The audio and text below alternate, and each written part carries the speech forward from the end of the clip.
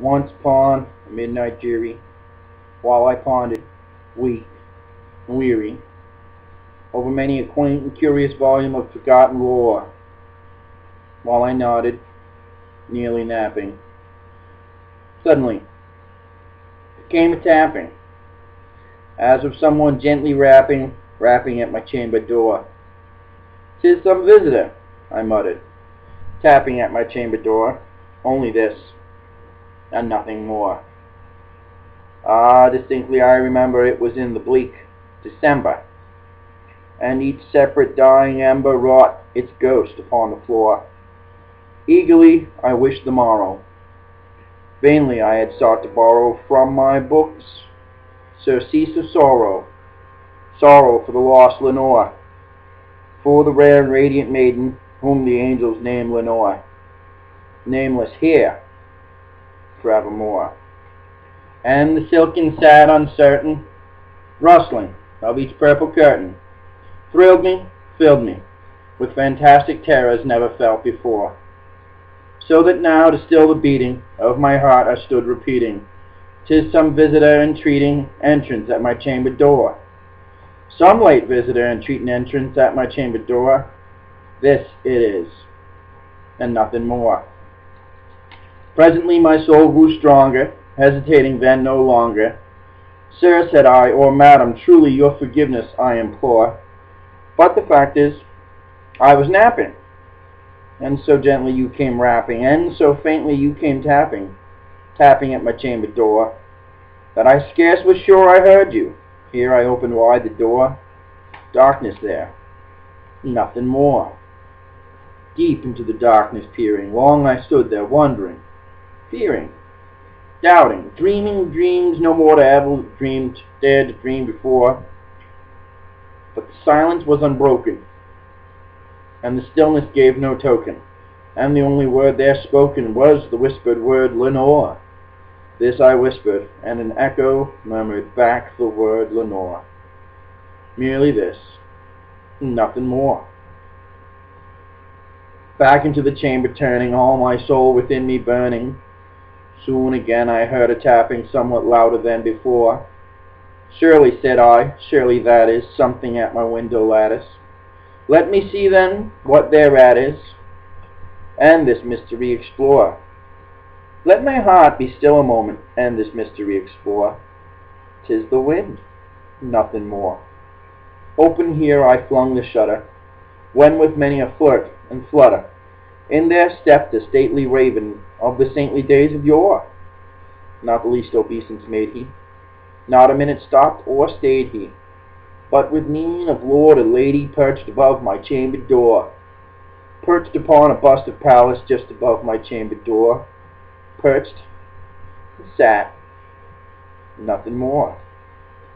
Then this ebony bird beguiling my mad fancy into smiling, by the grave and stern decorum of the countenance it bore. "Though thy crest be shorn and shaven, thou," I said, "art sure no craven, ghastly, grim, and ancient raven wandering from the nightly shore. Tell me what thy lordly name is on the night's Plutonian shore." Quoth the raven, "Nevermore." Much I marveled this ungainly fowl to hear discourse so plainly, though its answer little meaning, little relevancy bore. For we cannot help agreeing that no living human being ever yet was blessed with seeing bird above his chamber door, bird or beast upon the sculptured bust above his chamber door, with such a name as Nevermore. But the raven, sitting lonely on the placid bust, spoke only that one word, as if his soul in that one word did he outpour. Nothing farther than he uttered, not a feather than he fluttered, till I scarcely more than muttered, "Other friends have flown before. On the morrow he will leave me, as my hopes have flown before." And then the bird said, "Nevermore."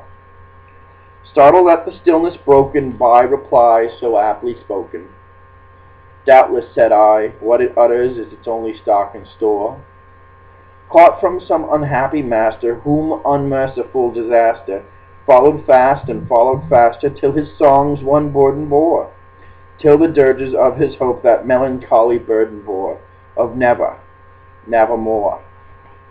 But the raven, still beguiling my sad fancy into smiling, straight I wheeled a cushioned seat in front of bird, bust, door.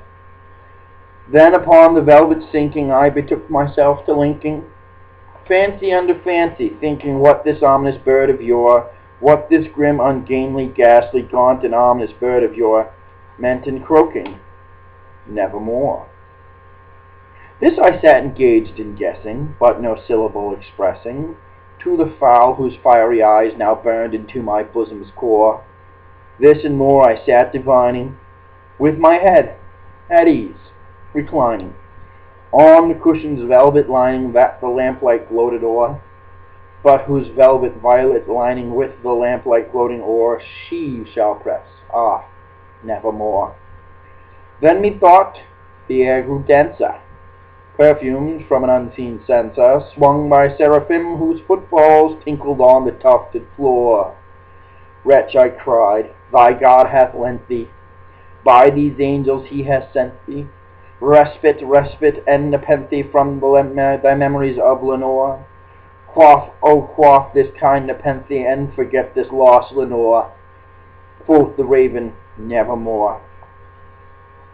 Prophet, said I, thing of evil, prophet still, if bird or devil, whether tempest sent or whether tempest tossed thee here ashore, desolate yet all undaunted, on this desert land enchanted, on this home by horror haunted, tell me truly, I implore, is there balm in Gilead? Tell me, I implore. Quoth the raven, nevermore. Prophet, said I, thing of evil, prophet still, if bird or devil, by that heaven that bends above us, by that God we both adore, tell the soul with sorrow laden, if within the distant Aidenn it shall clasp a sainted maiden whom the angels name Lenore, clasp a rare and radiant maiden whom the angels name Lenore. Quoth the raven, nevermore. Be that word our sign of parting, bird or fiend, I shrieked of starting, get thee back into the tempest and the nice Plutonian shore.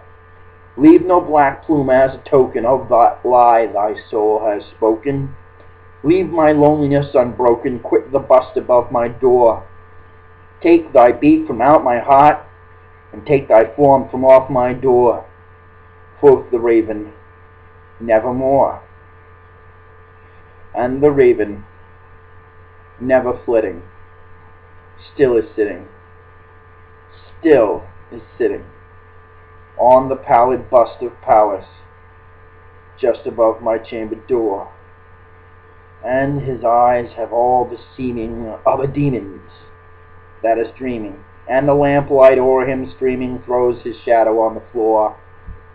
And my soul from out that shadow that lies floating on the floor shall be lifted nevermore. Now that's a wicked good fucking poem.